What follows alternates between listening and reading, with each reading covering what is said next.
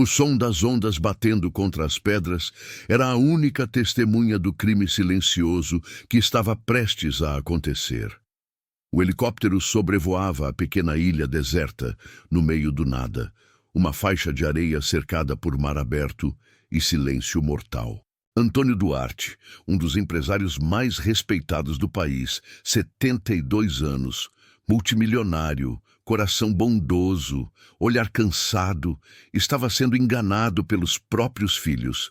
Ele acreditava que estava indo conhecer um investimento ecológico da família. Mas aquela viagem seria o início do maior pesadelo de sua vida. "Pai, é aqui que o senhor vai descansar", disse Ricardo, o mais velho, com um sorriso gelado que Antônio nunca tinha visto antes. "Descansar?" Ele perguntou, confuso. "Mas onde estão as equipes? Onde está o projeto?" A resposta veio em forma de silêncio cruel. Renata, a filha caçula, tirou a mochila das mãos dele e jogou no chão. "Sinto muito, pai, mas o senhor já viveu demais, já tem tudo, e nós merecemos o que o senhor construiu." "O que vocês estão dizendo?" Antônio engoliu o choro. "Eu dei tudo a vocês. Eu dei amor." Ricardo apertou o botão do helicóptero. "E agora vai nos dar a herança. Adeus, pai." A porta se fechou, o vento girou forte e o helicóptero subiu, deixando um velho bondoso sozinho, sem comida, sem água e sem explicação. Antônio caiu de joelhos na areia, traído, abandonado, pronto para morrer. Mas naquele instante ele jurou para si mesmo: "Eu não vou morrer aqui. E quando voltar, eles vão saber quem realmente sou." Se essa história já te chocou logo no início, imagine o que vem pela frente. Inscreva-se no canal agora para não perder o resto dessa história. O silêncio após a partida do helicóptero era ensurdecedor. Só o vento e o mar respondiam ao grito abafado que se formava no peito de Antônio Duarte. Ele caiu sentado na areia quente, as mãos tremendo, o coração esmagado não pela morte iminente, mas pela traição dos próprios filhos, os mesmos que ele criou com carinho, educação e oportunidades que ele nunca teve. "Por quê?" murmurou, olhando para o céu. "Eu dei tudo a vocês. Tudo." Nenhuma resposta veio. A ilha era pequena. De um lado, um paredão de pedras. Do outro, o mar imenso, cruel, indiferente. Antônio se levantou, com dificuldade. O calor era sufocante. Começou a caminhar pela praia, tentando entender onde estava. Não havia cabanas, nem barcos, nem sinal de qualquer pessoa. Era realmente um pedaço esquecido de mundo. A fome começou a apertar poucas horas depois. A sede ainda pior. Ele procurou galhos secos, folhas grandes. Encontrou coco verde caído no chão. Demorou minutos longos, dolorosos, até conseguir quebrar um deles com uma pedra. Bebeu a água direto, tremendo, derramando metade no peito. "Eu não vou morrer aqui", repetiu a si mesmo. "Não assim." Com a noite chegando, o vento ficou gelado. Sem ferramentas, sem cobertor, ele improvisou um abrigo entre duas rochas, coberto por folhas de coqueiro. Ali, sozinho, encolhido no escuro, ele chorou, não de medo da morte, mas da dúvida que o consumia. Onde foi que eu errei na criação dos meus filhos? Ele fechou os olhos determinado. Amanhã, ele começaria a lutar. E os filhos dele, Ricardo e Renata, nem imaginavam que o homem que deixaram para morrer não estava nem perto de desistir. O sol nasceu impiedoso no segundo dia. Antônio Duarte mal havia dormido. O frio da madrugada, o medo e a solidão pesavam como pedras no peito. Mas havia também algo novo dentro dele, instinto, a chama silenciosa de quem se recusa a morrer. Ele se levantou com dificuldade. A roupa estava úmida, a pele ardia do sal e do vento. Mas seus olhos tinham uma determinação que ele mesmo não reconhecia. Começou a vasculhar a ilha. Encontrou pequenas trilhas de animais, marcas de cascos de caranguejos, árvores frutíferas que, no auge da fome, pareciam verdadeiros tesouros. Pegou mangas verdes, algumas goiabas tortas e um coco duro como pedra. Com a força que restava, bateu o fruto contra o tronco de uma árvore até abrir. Bebeu a água com desespero e esperança. Mas a verdadeira virada veio quando ele avistou, perto das pedras, um grupo de pequenos peixes presos numa poça isolada pela maré. Ali, o empresário milionário, que até ontem não sabia acender um fogão, ajoelhou-se e começou a capturar os peixes com as próprias mãos. Ele ria e chorava ao mesmo tempo. Eu estou vivo, ainda estou vivo. O terceiro dia foi ainda mais revelador. A fome apertava, sim, a solidão corroía, sim, mas pela primeira vez ele sentiu orgulho de si mesmo. Meu corpo dói, mas minha alma respira. Meus filhos me abandonaram, mas eu não vou abandonar a mim mesmo. Ao pôr do sol, sentado na areia, comendo os peixes crus que conseguiu pegar, Antônio finalmente entendeu algo profundo. A vida só revela quem você é quando tira tudo o que você tem. E ali, entre a dor e a descoberta, nascia um homem novo. A quarta noite foi a pior. O vento uivava como se tivesse voz e as sombras projetadas pelo luar pareciam ganhar vida. Antônio Duarte tremia, não de frio, mas de medo. Medo do desconhecido, medo do escuro, medo de morrer sozinho. Ele se encolheu atrás das rochas que transformara em abrigo improvisado. A ilha parecia viva e hostil. Ramos estalavam ao longe. Algo arranhava a areia.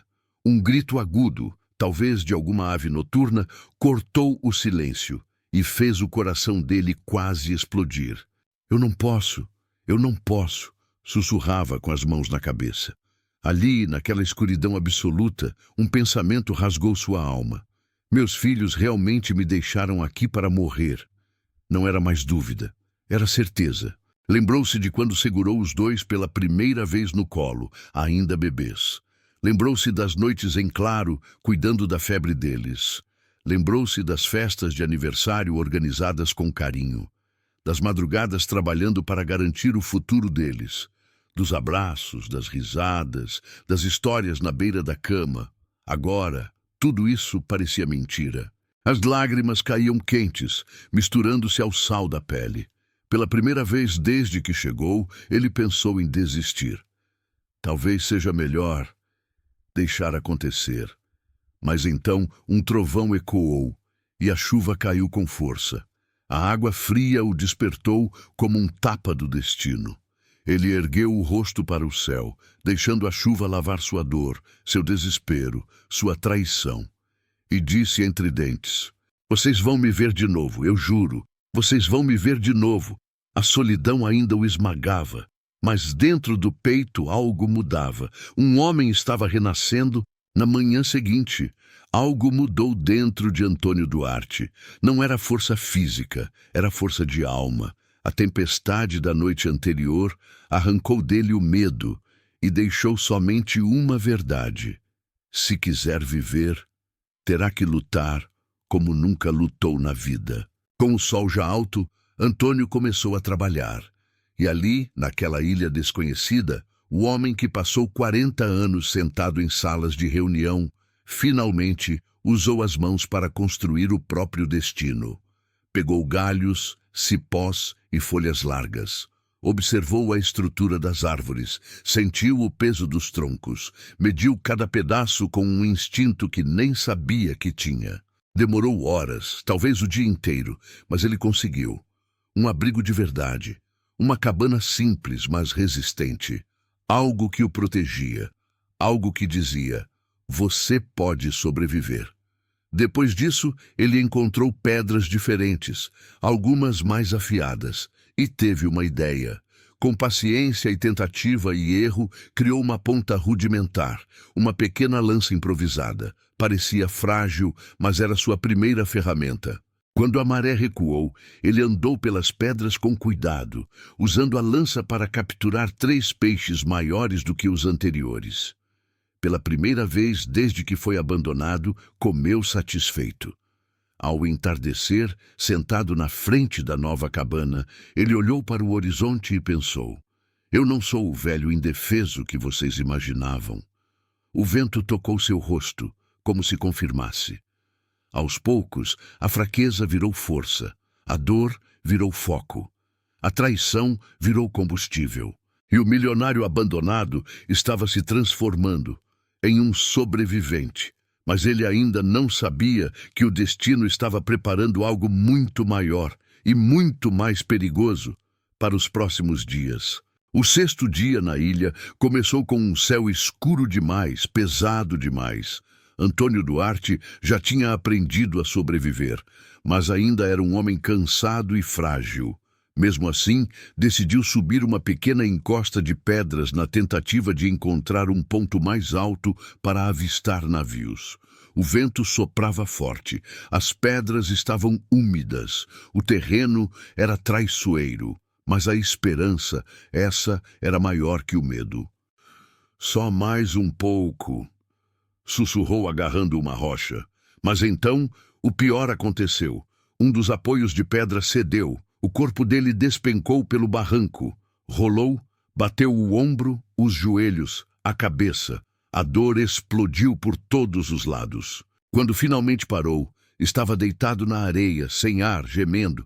Seu braço esquerdo latejava, machucado. A perna tinha um corte profundo. O mundo girava em espirais confusas. A vontade de desistir voltou como uma onda gigante. Eu não aguento mais. Os olhos se fecharam. Por alguns segundos, ele sentiu a morte se aproximando como um manto frio. Mas então, uma lembrança. O rosto de sua falecida esposa, Helena, sorrindo para ele na varanda de casa. A mulher que tinha sido seu maior amor, sua força, seu equilíbrio. E ele ouviu a voz dela. Não sabia se era memória ou imaginação. Antônio, levante, você nunca foi fraco. Você só estava cercado de pessoas que te fizeram acreditar nisso. Ele abriu os olhos com dificuldade, respirou fundo e, com uma dor indescritível, se arrastou até sua cabana. Demorou mais de 1 hora, mas chegou.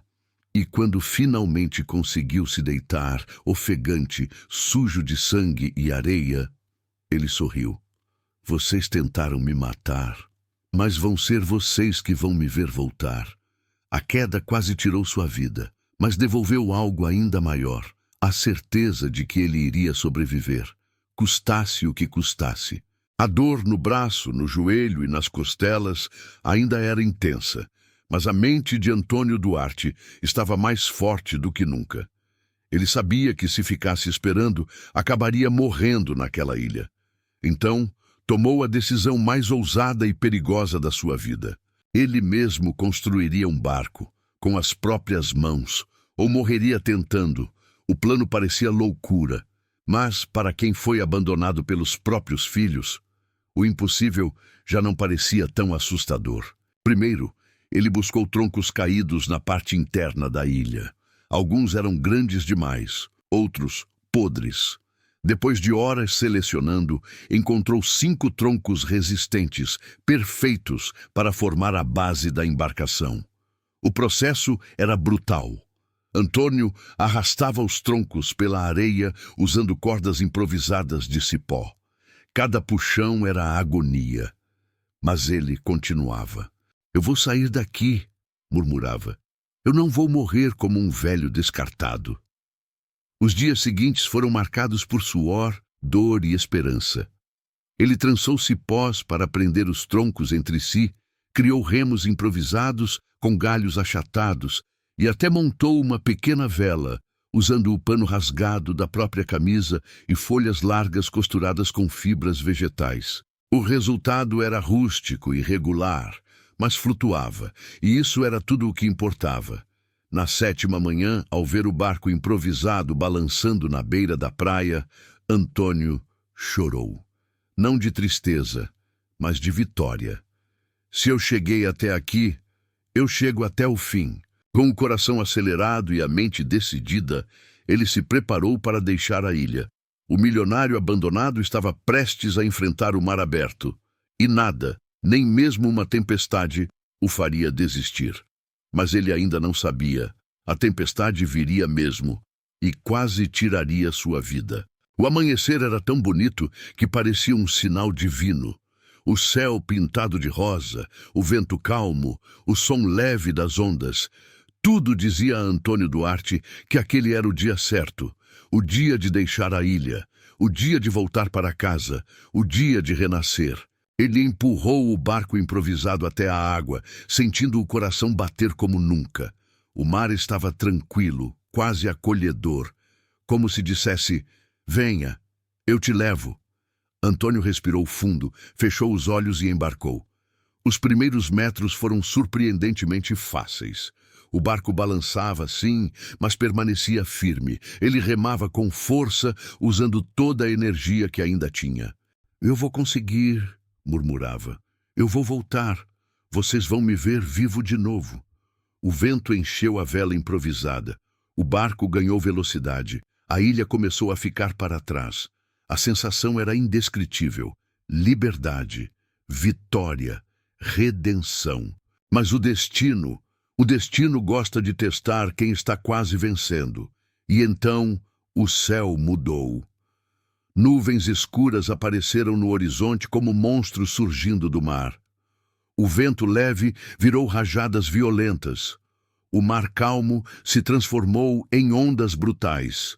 Em poucos minutos, a tempestade caiu sobre ele com a força de um castigo. Não, não agora! Antônio gritou, agarrado ao barco. A embarcação improvisada subia e descia como um brinquedo de madeira. A vela rasgou. Um dos troncos se desprendeu. Um trovão ecoou tão forte que parecia quebrar o céu ao meio. Um raio iluminou a imensidão. E em seguida, uma onda gigantesca atingiu o barco. Ele voou para fora, rodopiou na água, afundou. Tudo ficou escuro. Seu último pensamento foi: eu lutei, mas acho que acabou. Mas não havia acabado. O destino ainda tinha mais um milagre reservado. O corpo de Antônio Duarte boiava à deriva, como um pedaço esquecido do mundo. O mar o empurrava, o puxava, o balançava. Mas ele não reagia. Estava inconsciente, ferido, esgotado, quase morto. As horas passaram sem que ele percebesse. Seu barco improvisado havia desaparecido, engolido pela tempestade. Seu corpo flutuava como se estivesse desistindo. Até que, ao longe, o barulho de um motor. "Ei, tem algo ali!" gritou uma voz masculina. 2 pescadores, seu Manuel e o jovem Tiaguinho, navegavam de volta para o porto depois de fugir da tempestade. Não deviam estar ali. Mas a maré os desviou, como se o destino tivesse puxado o barco exatamente para aquele ponto. Quando viram o corpo na água, correram. "Rápido, Manuel! Ele está vivo!" O rapaz gritou, puxando o velho pela camisa encharcada. "Segura firme! Traz ele para cima, Tiago! Devagar!" Com esforço, levantaram Antônio para dentro do barco. Ele não respirava direito. A pele estava fria, o pulso fraco. "Meu Deus! Quem faz isso com um homem?" Tiaguinho perguntou assustado. "Gente sem alma, meu filho", respondeu Manuel, colocando Antônio de lado para expulsar a água dos pulmões. "Gente sem alma." Antônio tossiu. Engasgou, cuspiu água do mar, abriu os olhos, fracos, mas vivos. Onde estou?" murmurou. "Tá seguro, meu amigo", disse Manuel, segurando sua mão. "A gente te achou, e você tá voltando para a terra firme." Pela primeira vez em muitos dias, Antônio sentiu algo quente dentro do peito. Ele não estava mais sozinho. Ele não ia morrer. Ele ia voltar. E, enquanto isso acontecia no mar, na mansão da família, seus filhos já comemoravam a herança. Eles não faziam ideia do choque que estava chegando. Quando o barco dos pescadores encostou no pequeno porto da vila costeira, a notícia correu rápido. Um homem quase morto foi encontrado no mar. Moradores se aproximaram curiosos, oferecendo toalhas, água quente, roupas secas. Mas seu Manuel foi firme. Calma, gente. Vamos levar ele para minha casa. Esse homem precisa de sossego, não de tumulto. Eles o carregaram com cuidado. A casa simples, de madeira envelhecida, tinha cheiro de café fresco e maresia. Tiaguinho colocou mantas sobre Antônio, enquanto Manuel examinava os machucados com mãos experientes de quem já socorreu muito pescador ferido. Horas se passaram até que o milionário abriu os olhos completamente. E ao ver o ambiente humilde, iluminado por um lampião, ele percebeu. Ele estava vivo, graças a estranhos. Onde estou? Perguntou com a voz fraca. Em terra firme, Manuel respondeu. Na minha casa. Sou Manuel, aquele é o Tiago. Te tiramos do mar. Antônio tentou se levantar, mas Manuel o segurou. Devagar, amigo. Tá fraco demais para isso. Depois de alguns goles de caldo quente, Antônio respirou fundo e disse algo que surpreendeu os dois. Meu nome é Antônio, Antônio Duarte. Os pescadores se entreolharam. Duarte? Tiago arregalou os olhos. O Duarte das empresas Duarte Holdings? O mesmo, respondeu Antônio, cansado. Silêncio, choque, incredulidade. Meu Deus! Manuel levou a mão à cabeça. Mas como é que o senhor... Antônio fechou os olhos, dolorido pela memória. Meus filhos tentaram me matar. Me deixaram numa ilha para morrer. Os pescadores ficaram em choque absoluto. Tiaguinho apertou os punhos. Gente assim não merece nem o sobrenome que carrega. Antônio sorriu fraco. Mas eu vou voltar. E quando voltar, a verdade vai aparecer. E assim, naquele lar humilde e honesto, começou o renascimento de um homem que o mundo dava por morto. 2 dias depois, Antônio Duarte já conseguia ficar de pé. Ainda fraco, ainda com dores, mas vivo e movido por algo mais forte do que qualquer tempestade. Justiça, não vingança. Justiça. Seu Manuel e Tiaguinho insistiram para levá-lo ao hospital, mas ele recusou com firmeza. Eu preciso voltar agora, antes que meus filhos façam algo irreversível. Usando roupas simples emprestadas pelos pescadores, Antônio parecia outro homem, humilde no visual, gigante na alma. Eles o levaram em uma caminhonete velha até a estrada principal. Tem certeza que não quer que a gente vá com o senhor? Perguntou Tiaguinho. Vocês já fizeram mais do que a maioria faria, respondeu Antônio com gratidão nos olhos. Agora é comigo. Quando chegou à cidade, ninguém o reconheceu. Sem terno, sem relógio caro, sem motorista. Ele era apenas um homem comum. Pegou um táxi e pediu para ir até sua própria mansão. O portão enorme se abriu devagar. Antônio sentiu um nó na garganta. Ele estava de volta ao lugar de onde os próprios filhos haviam tentado expulsá-lo da vida. Dentro da casa ouviu risadas, música alta, brindes. Entrou devagar, sem avisar. O coração batia forte. Na sala, encontrou Ricardo e Renata, os dois vestidos com roupas de luxo, rodeados de advogados e garrafas de champanhe. Ao novo começo, Ricardo brindava. A herança finalmente é nossa. Renata ergueu a taça sorrindo. Aos 2 órfãos mais ricos do país. Então, uma voz ecoou atrás deles. Órfãos? Não tão rápido. Os dois congelaram. As taças caíram no chão. O sangue sumiu dos rostos. Antônio estava ali, em pé, vivo, de volta. Pai, Renata murmurou horrorizada. Vocês não me mataram, ele disse firme. Mas mataram o respeito que eu tinha por vocês. E aquilo foi apenas o começo do choque. O silêncio que tomou conta da sala foi sufocante. Ricardo e Renata, tão acostumados ao luxo, ao controle e às manipulações, agora pareciam 2 crianças pegas roubando o doce da gaveta. Mas o que tinham roubado era infinitamente pior. A vida do próprio pai. Antônio deu alguns passos à frente. O barulho da areia seca em suas roupas ainda ecoava pela mansão, como prova viva do inferno que viveu. Pai, isso não é o que parece, Ricardo gaguejou pálido. Não? Antônio ergueu uma sobrancelha. Então me expliquem o que significa me abandonar em uma ilha deserta, sem água, sem comida, sem chance alguma de sobrevivência. Renata tentou se aproximar, mas ele recuou. Não toque em mim, não depois do que fizeram. Lá começou a chorar.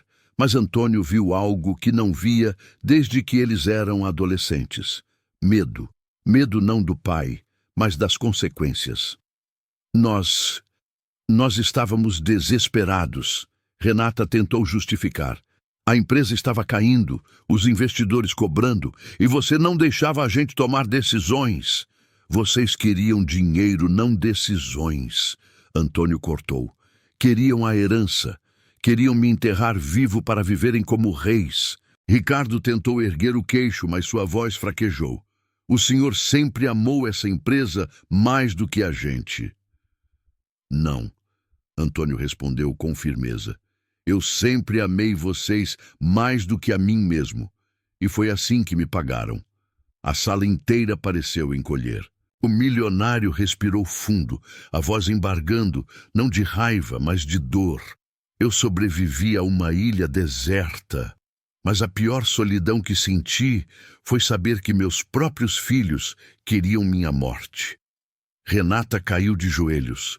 Ricardo não conseguia olhar nos olhos dele, e então Antônio deu a sentença que mudaria o destino de todos. Vocês queriam minha herança? Pois agora não terão nada. O silêncio caiu pesado como um terremoto. Ricardo levantou a cabeça completamente incrédulo. Renata continuava de joelhos, chorando, mas o choro dela já não parecia arrependimento. Parecia medo da perda, medo da vida sem luxo, sem privilégios, sem o dinheiro que sempre acreditaram ser deles por direito. Pai, o senhor não pode fazer isso, Ricardo explodiu. O senhor vai destruir a nossa vida. Antônio respondeu com uma calma que doía mais do que qualquer grito. Vocês destruíram a minha primeiro. O milionário caminhou até a mesa, onde estavam espalhados documentos da empresa, taças de champanhe e o testamento que os filhos já estavam preparando para registrar como se ele estivesse morto. Ele pegou o papel, ergueu e rasgou devagar, enquanto os dois assistiam em pânico. A partir de hoje, disse ele, vocês estão fora da empresa, fora da diretoria, fora do meu testamento. Ricardo avançou. Isso é loucura. A empresa é nossa também. Antônio encarou o filho com a força dura de um homem renascido. Vocês nunca trabalharam um dia pelas Duarte Holdings. Nunca suaram, nunca lutaram, nunca defenderam o que construí. Vocês sempre quiseram só o resultado, nunca o esforço. Renata tentou apelar. Pai, por favor, nós somos seus filhos. Ser filho não é título, respondeu ele. Ser filho é caráter, é honra, é amor. Vocês não têm nenhum desses. Ele apontou para a porta da mansão. Saiam, agora. Ricardo ficou imóvel, mas Renata começou a soluçar mais forte. Pai, nós não temos para onde ir. Isso não é mais problema meu. Vocês tiraram tudo de mim quando tentaram tirar minha vida. Agora vão viver com as próprias escolhas. 2 seguranças, a pedido de Antônio, entraram discretamente na sala.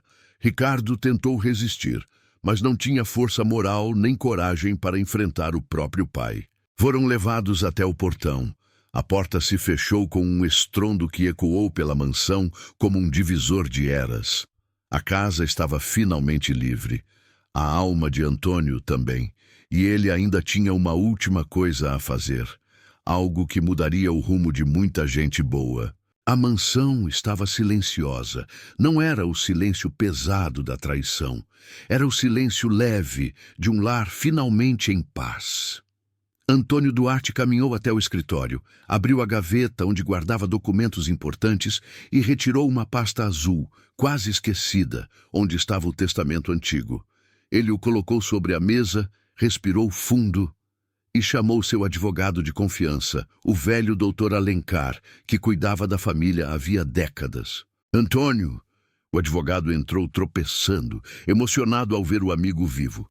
Meu Deus, eu vi nas notícias que você estava desaparecido. Como sobreviveu? Antônio apenas sorriu. A vida me deu uma segunda chance. Agora eu preciso usá-la do jeito certo. Quando se sentaram, Antônio falou com a tranquilidade de quem já tomou a decisão mais importante da vida. Doutor Alencar, vou mudar meu testamento. Claro, meu amigo. Quer deixar tudo dividido igualmente entre os filhos? Talvez com alguma supervisão? Antônio balançou a cabeça. Não, eles estão fora do testamento. Permanecerão fora. O advogado congelou. Fora completamente?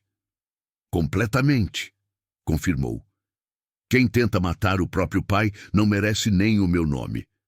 Doutor Alencar respirou fundo, surpreso, mas respeitando. E para quem o senhor quer deixar a herança? Foi então que Antônio abriu um sorriso sincero, o primeiro sorriso verdadeiro desde que tudo começou. Quero deixar parte para instituições que cuidam de idosos abandonados. E a outra parte? O advogado perguntou. Antônio olhou pela janela, lembrando do mar, da tempestade. E, principalmente, dos dois homens que lhe salvaram a vida. Para Manuel e Tiaguinho. Para os pescadores? O advogado repetiu, chocado. Sim, respondeu Antônio, porque quando o mundo inteiro virou as costas para mim, eles estenderam as mãos. O advogado sorriu, tocado pela decisão. E assim, com uma assinatura firme, nasceu um dos testamentos mais lindos e justos que aquele país já viu. Uma semana depois, já recuperado, Antônio Duarte voltou à pequena vila de pescadores onde sua vida havia sido devolvida a ele. Chegou sem avisar. Queria surpreender os dois homens que, sem saber, se tornariam parte essencial de sua nova história. Quando desceu da caminhonete, viu Tiaguinho remendando uma rede. O jovem arregalou os olhos ao reconhecê-lo. Seu Antônio, o senhor tá bem. Que alegria! Antônio sorriu e deu um abraço apertado no rapaz. Logo, seu Manuel apareceu na porta da casa, enxugando as mãos no avental velho. Pensei que nunca mais ia lhe ver, homem, disse Manuel emocionado. Como tá o peito? Tá respirando bem? Antônio sorriu com gratidão profunda. Estou vivo, graças a vocês. Os pescadores se entreolharam humildes, quase sem entender o tamanho daquilo. Entrem, disse Manuel. O senhor sempre será bem-vindo aqui, Antônio. Dentro da casa simples, o milionário respirou fundo. Era a hora da verdade. Manuel, Tiaguinho, quero que saibam que não tenho como pagar o que fizeram por mim, mas posso agradecer da única forma verdadeira que me resta. Ele tirou 2 pastas da bolsa, colocou sobre a mesa. Essas são as escrituras de 2 casas novas. Uma para cada um de vocês. Os 2 ficaram imóveis, sem reação. E mais, vocês agora são donos de 30% da minha companhia marítima. Tiaguinho deixou as lágrimas caírem. Manuel levou a mão ao peito sem acreditar. Mas por que, Antônio? Porque vocês me salvaram quando eu não valia nada. Quando eu era apenas um velho ferido à deriva. E porque vocês me ensinaram algo que meus próprios filhos não aprenderam. Caráter vale mais do que qualquer herança e o amor ao próximo. É a única riqueza que não pode ser roubada. Eles se abraçaram como uma família que nasce do acaso, mas permanece pelo coração. Ao sair da vila, Antônio olhou para o horizonte e disse baixinho: a vida tentou me tirar tudo, mas me devolveu algo maior, a chance de recomeçar com quem realmente importa. Se essa história te emocionou, deixa o like, comenta, caráter vale mais que riqueza, e se inscreve no canal para mais histórias que tocam a alma.